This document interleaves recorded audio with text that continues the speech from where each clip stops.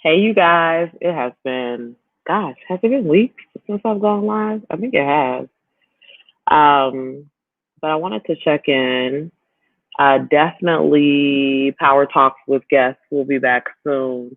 But there are times, in my line of work where I get to be the client, and then there are times that there are so many client projects that I have to completely shift my focus to focusing on my clients. And so, as of lately, it has been a season of completely focusing on clients, which I'm thankful for. I'm never going to complain about, God blessing the business with business. But it slows things like Power Talk down because I would rather not do it than to do it inconsistently. But I wanted to just pop in because this has been on my heart for weeks. It actually has been on my heart hey Steph, since I went on a recent trip with my sons in preparation for my younger son. Hey Nicole, heading off to college. So we went to North Carolina because I wanted to get a feel for where my son will be living um, in January because he's not going now due to COVID. And so he's going to take his classes online. But we went to, hey Vanessa, we went to North Carolina, and while we were there, I have a brother that lives there. He threw out all these different options of unique opportunities for us to take advantage of while we were there during COVID. And one of them was to climb a mountain. And so we climbed this mountain. And if you know me, then you know like exercise is not one of my things. I am not out here every day making it sweat. I have gotten a lot better. I have friends that encourage me daily. They be checking me through my watch and all that good stuff. Peloton, we have Peloton app, all that good stuff. But I'm still a work in progress. But anyway, my son really wanted to do this, and this trip was about him. So I was like, okay, why not? And so I was looking through my phone, and I had taken some notes that evening after that. And it coincidentally, while we were on the road, I was listening to John Maxwell's book, Talent is Not Enough. And so the mountain climb and his book had me on this thought process about perseverance. And so, first, let's just define perseverance because I think it's important to like to set the tone for where I'm headed. So, perseverance is the persistence in doing something despite difficulty or delay in achieving success. And so, I work with a lot of entrepreneurs. I work with a lot of businesses who have maybe stopped and started. I work with a lot of companies and organizations that feel at a stalemate, especially during a time like this, and they're not sure what to do next. And, the key really, I always talk perseverance and consistency because markets, plagues, pandemics, recessions, the Great Depression, wars, etc., have come and gone throughout history. People often say like, this is the first time. Hey, Chandra, Coach Shandi. People often say, there's never been a time like this in history. And I'm like, well, in 1912, the Spanish flu took out plenty of Americans. And you have to think about the state of African Americans in 1912 and the laws that were in place to stop us from voting, to legally lynch us. There was no MLK marching in the streets, no John Lewis had hit Selma yet. And so, yes, this is a terrible time, and it is an unprecedented time for those of us living now. But don't think that there has not been a time like this in history. There has. And we have, it's all about perspective, the opportunity to live through this time with the technology that we have, with the resources that we have. And I am not trying to downplay anyone who is having a seriously, significantly difficult time through this time. It is real. The PTSD you may be feeling is real, the fatigue, the concern, the weight on our children because they're not used to living like this, the weight on our families. All of those things are real. So I'm not trying to play that down, but I just want to clarify that there have been times like this in the history of the world. And just like our ancestors and the people before us got through those times, we will get through this time, is my point.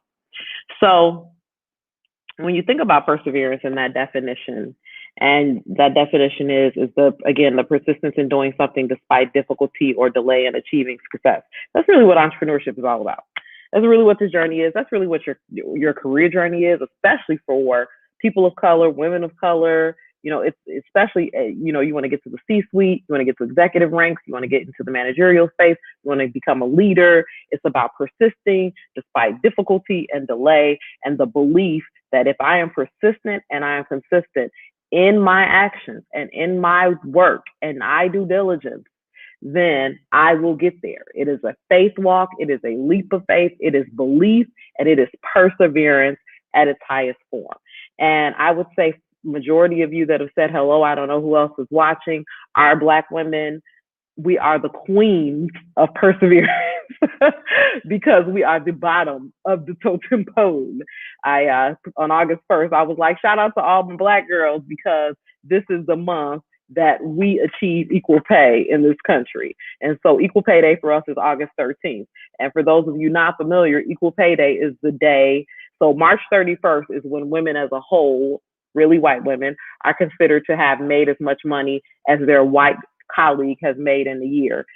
And then Asian women are next up behind them, I believe, in April. And then we don't come till August. And then Native American women are after us. And then last but certainly not least, are Latina women. And how crazy is that based on those statistics, just imagine the amount of money that can be saved, invested, accumulated in a lifetime just with that difference. So knowing, like, I had no doubt in my corporate life that I had male colleagues tasked with the exact same job, responsibilities, etc., making more money than me. And, as a young African-American professional who moved up the corporate ladder really fast and worked for a company of a large size, I would get these ridiculous double-digit raises. And I was really young, and I was just thankful to be making a good living, honestly. And isn't that, we're always, and we know better, so now we do better. But back then it was just like, oh, and then they give these raises, and then it dawned on me probably around 30, like, oh, you're trying to catch me up so I don't find out and sue. But anyway, perseverance is so key. So I wrote a note so the mountain was like 2 hours up, 2 hours down. It was probably one of the things that I've done in my life physically that pushed me to my limit. I do a lot of things intellectually that push me to my limit. My brain is often fried with the amount of projects and people I help and pour into in a week. And so I really try to stay in this space, intellectually speaking, that I am sewing into people, coaching people, strategizing with people, individuals, organizations from a place of overflow, and that I always have this abundance of thought and ideas and information flowing through me. I can't say that I am as diligent about those things physically. And so the note that I wrote that day was that my perseverance was pushed to the limit. And despite that, I kept going. I said it didn't demand more than I had, but it demanded all that I had physically. And I had to combine everything in me mentally, physically, and spiritually to get through it. I fell, climbing up and going back down. I slipped. I was scared, but I refused to quit. I rested when necessary, but I didn't quit. And you guys know that's one of my mantras, because we get tired. This life is tiring. Jobs and racism and raising kids and being married and trying to date and trying to have kids and going to school and building a career and building a business and trying to figure out who you want to be when you grow up, even if you're in your mid-40s or early 50s. It's exhausting. And the internet will have you think that so many people got their whole life together that you will feel pressed to move when you should really be listening and persevering through the current state you're in so you can get to the next level. And so that's what I wrote about the mountain. But then just like coincidentally, I run across an article about the first Black woman, and no, it was in the book that I was reading about the first Black woman to win a gold medal in the Winter Olympics. And it's been about 18 years since this happened now. And so I think her name is Vanetta. That might be her first or last name. I think, yeah, I'm pretty sure it's Vanetta. So she had been a track and field runner majority of her athletic career through college, et cetera, and had always dreamed of being a part of the U.S. track and field team and competing for the gold in the Summer Olympics. And so she tried out and she even placed, I think, in 2006 and 2010. But she always just missed the mark with making the team. And so the last time that she went to try out, she saw flyers where her husband actually saw flyers that they were encouraging track and field runners to try out for the U.S. bobsled team. And neither her nor her husband even knew what bobsledding was. They didn't live in a winter type climate to even practice. But they both were athletes and willing to go to these trials. So they went to the trials. Her husband got injured, but she decided to keep going through the process of trying to make this team. And eventually, and it was really quickly, she made the team and she became one of the best break women, they call it in bobsledding, so kind of the anchor. And she went on to become the first African American woman to win a gold medal in the Winter Olympics. And so her name will go down in history forever and ever and ever. Now, when we think about track and field, love track and field, watch it. One of my favorite things to watch in the Summer Olympics. Big track family, lots of friends. And so, but we all know that there are plenty of African Americans that have done amazing things in track and field. We can Carl Lewis, Jackie Joyner Kersee. I can't think of none of the rest of them, but y'all know. Look, I can actually picture their faces and can't think of their names. Help me out in the comments if you can think of them. But she would have just, not to say it still would not have been a great achievement, but she would not have been the first who will forever go down in history for her achievements. And I love the story because it really shows perseverance through a dream. And for so many of us, we get so dead set, we get like tunnel vision on a dream looking a specific way that we would not have even had the tenacity, the courage, nor the just oomph to say, you know what, this over here ain't working. God told me I'm gonna get a gold medal. I'm gonna get it over here, and I'm a bobsled. You know how many people she probably called in her family and said, this track still thing ain't working out, y'all. So I'm gonna go try out for the bobsled team. That will probably laugh and say, Bob who, and say, you never even lived in snow, and didn't believe. But she persevered through that. She persevered through not knowing anything about the sport. She persevered through, you have to think if she was the first, she probably was one of the only. And so all of those things that we deal with, she persevered, and out of her perseverance, birthed a champion. She birthed a champion in herself, which she always knew she was meant to be a champion. There is a common theme amongst winners, amongst champions, amongst the greats. It's perseverance. There's a Jay-Z quote that said, the secret to our success is that we didn't quit. I have been watching Master P's No Limit Chronicles. And for those of you who don't know who may be watching, so Master P, rapper from New Orleans, and built an empire. If you make them say, I'm about to go into my hip hop thing, but I'm a 90s teenager, so that was big because he brought about this whole different vibe of music that we weren't even familiar with in other parts of the country. And not only that, but what I love about his story. So when he first started making records, he was trash. They said he was trash. His grandfather unfortunately had an untimely death due to a mistake at the hospital.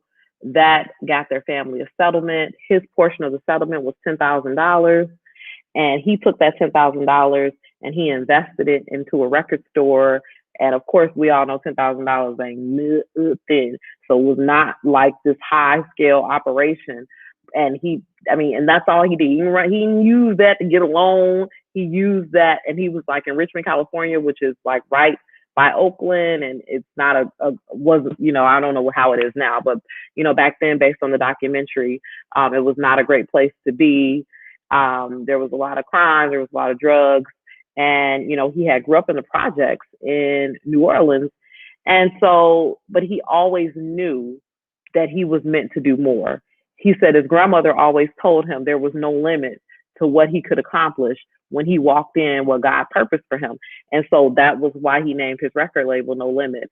Also, although they grew up in the projects and they grew up around just unconscionable crime, murders, etc., his grandparents and his parents and his siblings and his aunts and uncles, they still had a very close-knit family. Despite divorce, his parents weren't together.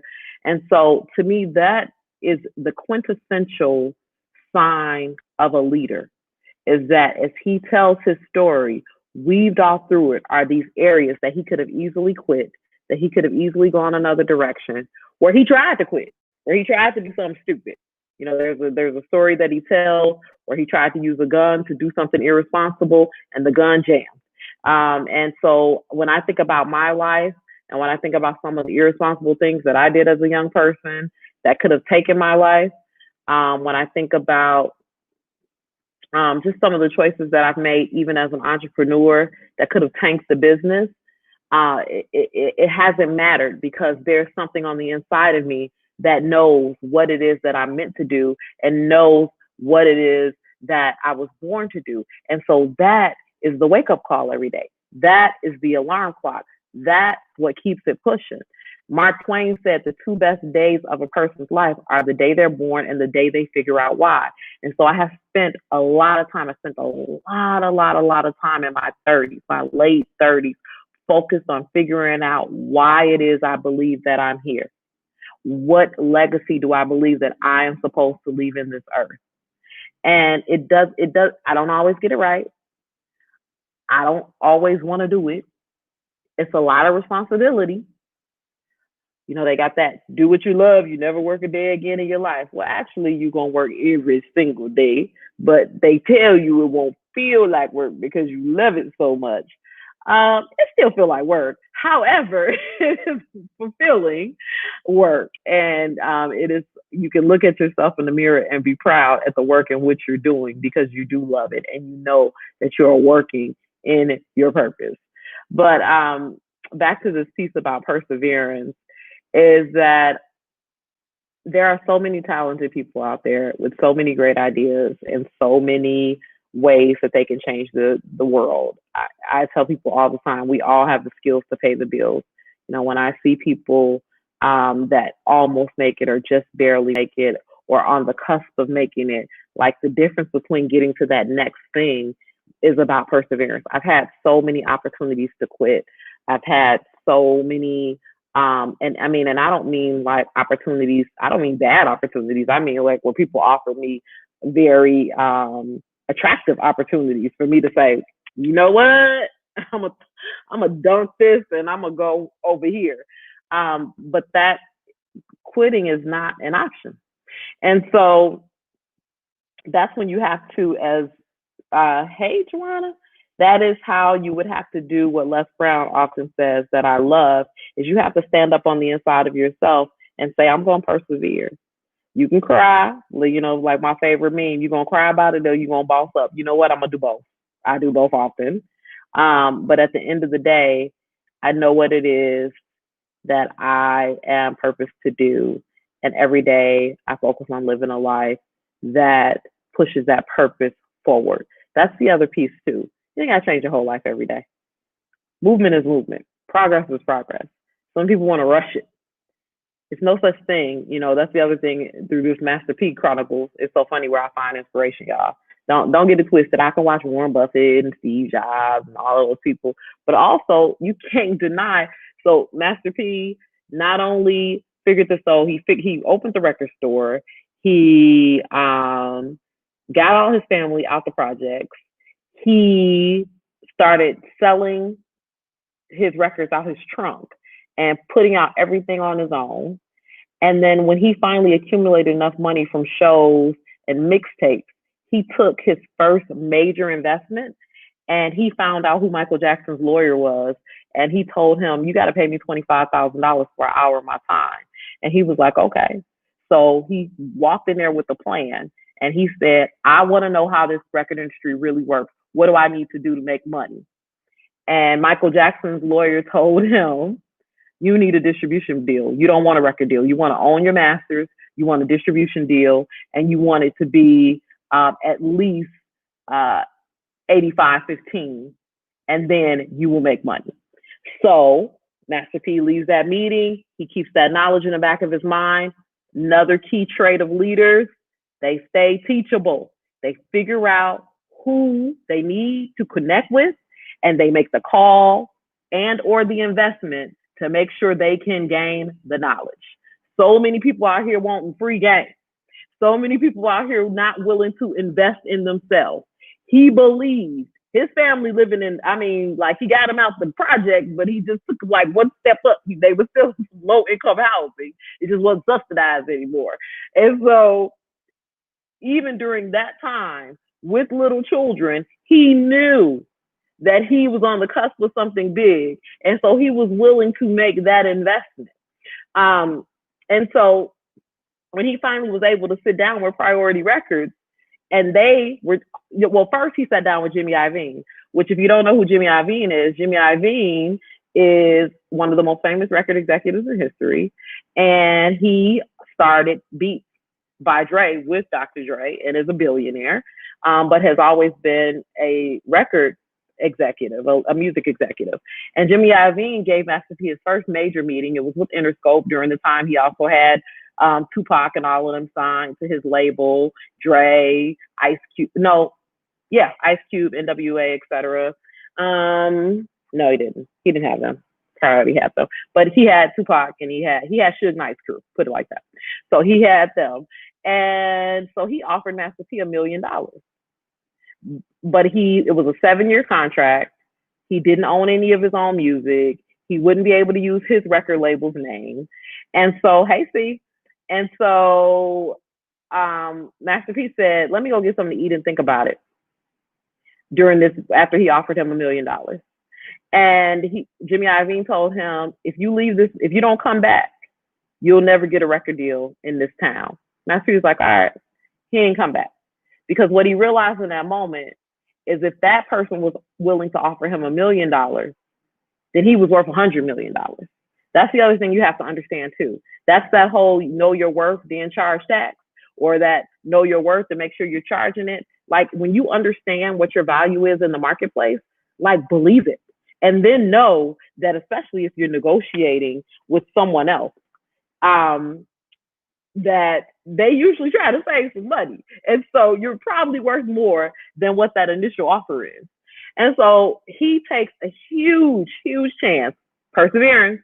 Because it's hard to be broke and hungry and raising kids and somebody offer you $1 million and you walk away because you believe in yourself and your dream that much to say, I know you're lowballing me. I know that although this is good money, that there's great money out there for me. So he left that. He eventually bumps into an A&R exec from Priority in a parking lot. And that A&R exec gives him a meeting with the heads of the label at Priority. And they ask him, what do we got to do to sign No Limit and your whole roster of artists? And he says, you got to give me a distribution deal. Now, again, in a distribution deal, if for those not familiar, that means that you are just signing a contract with the record label to distribute and make sure that you have enough product on hand to get it out onto the shelves to the mass market. All of the marketing, the recording, all of the things that come with an actual artist contract are on you. However, you're just paying the record label 15 of this 85-15 split. So 85%, and you own your masters. So if some commercial want to sample it, if somebody else want to use it, if you see here, make them say, somewhere, Master P get the royalty check. Not Priority.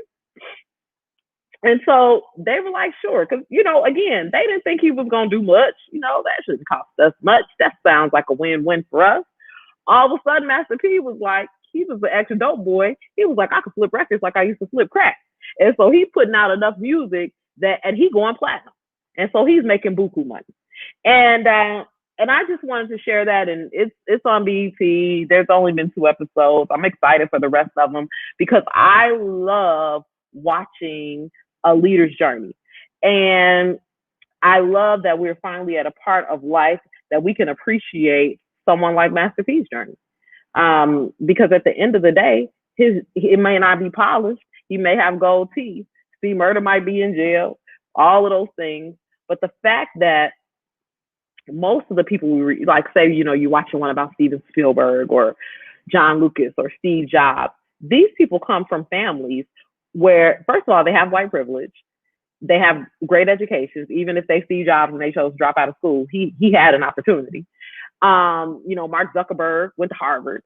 And so, you see those documentaries and you're like, okay, they still did some phenomenal, amazing things, but how much more amazing to be raised in one of the worst projects in the country and become Master P. Like, I don't know about y'all, but I remember that episode of Cribs when he showed the gold leaf on the ceiling and was like, yeah, that's real gold. And so, not to say that's what you need to do with your money. However,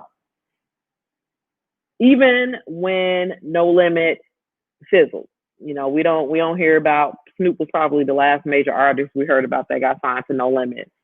Master P is still reinventing himself. They out here with the rap snacks. That born and raised hip hop is one of his brainchilds, him and his son. He has made it through divorce where she tried to drag him.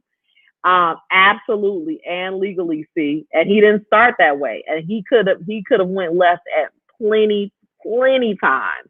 But he had grandparents praying for him. He had people praying for him. And the point of it all is, what I love is that we can appreciate these stories because many of you have had more of an upper hand, more of an education, more love, less tragedy. I mean, he's got one brother in jail, another one that was murdered. His grandfather died. His grandmother died. I mean, parents got divorced. I mean, like any and everything that could happen. He said he saw his first dead body at 5 years old.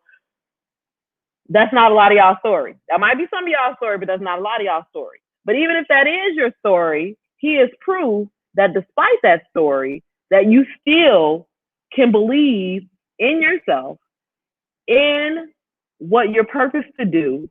And not only, and I think to me, one of the greatest things, what every true leader aspires to do is to create more leaders. And so it wasn't about, Snoop said it best in the documentary, especially coming out of Death Row Records and how Suge Knight was as a leader. He said his life was at the worst place it had ever been at the time that he met Master P and he signed him. And he said what he loved about Master P is he taught him that there was another way, that it could be about we, not I. And, one of the things that leaders, true leaders, servant leaders hold as a similar quality is their desire to create more leaders. It's not to create followers, it's to create more leaders. And you can see that in him. You can see that in how he's raising his son. You can see that in how he pulled his brothers up. You can see that in how he took care of his family and his friends. Of course, there's some salty people on the documentary that he had to cut off. That's another thing. Elevation requires separation, and that is sad but true. It can be a lonely, lonely road at times. I go through these stages.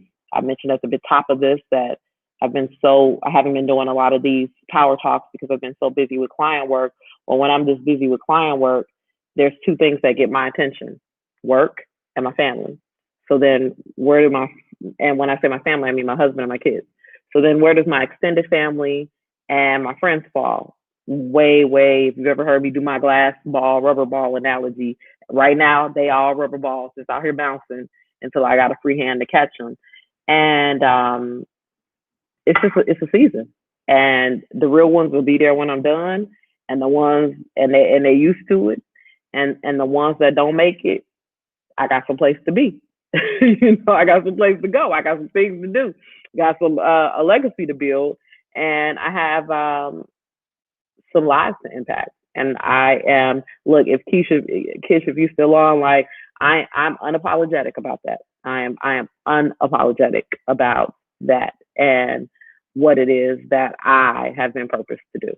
So anyway, if you catch nothing else from this, the word of the day, the word of the week, the word for the rest of the year, because it's going to take it. It's going to take it for us to homeschool our kids while trying to work or find a new job or make ends meet or, get along with our spouses while we stuck in the house on top of each other. Love you, babe. Or be okay if we're single of not being able to do as much socializing. It's going to take perseverance. It's going to take the persistence to keep going despite the difficulty that it takes to get there. And so I just want to encourage you guys that you are not in this alone and that it's a process. It's called the human race for a reason. Like every day you get up. Like I think about that. Like every day I get up and I'm like, let's go, because it's called a human race for a reason. And every day that I'm able to live here on this earth in this life, then I'm going to keep moving. Now, there was another piece of this that I am going to share, and I'm going to close with this. So immediately as I was thinking about this, I was thinking about Ecclesiastes 9. Yeah, now y'all know my husband's a minister, so my thoughts do go to the Bible. And I was thinking about, the race is not given to the swift, but those that endure to the end. And so then I was reading Ecclesiastes 9, starting at verse 11, and it says, I have observed something under the sun. The fastest runner doesn't always win the race, and the strongest warrior doesn't always win the battle.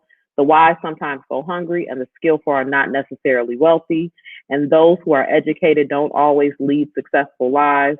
It is all decided by chance, by being in the right place and the right time. How do you be at the right place at the right time? You persevere till you get there. Like you keep going until you get there. And it says people can never predict when hard times might come. Like fish in a net or birds in a trap, people can get caught by sudden tragedy. Corona, sudden tragedy. The crime that's happening, sudden tragedy. George Floyd, sudden tragedy. And so the Bible says, like, we can't predict it. We can't predict when it's going to come. And so what we have to do is that we have to keep going. We have to persevere. When despite everything that's happening, we have to persevere because we don't know. We can't predict when sudden tragedy might come our way. And so that being said, the best thing to do is to wake up every day and live your best life, because sitting around and moaning and murmuring and complaining about it and doing nothing to move it forward, that's not going to get it there.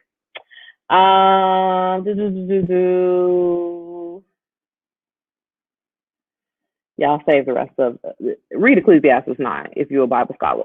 Read it in the New Living Translation, the American Standard Version, and the Message Version. I recommend reading it in all three.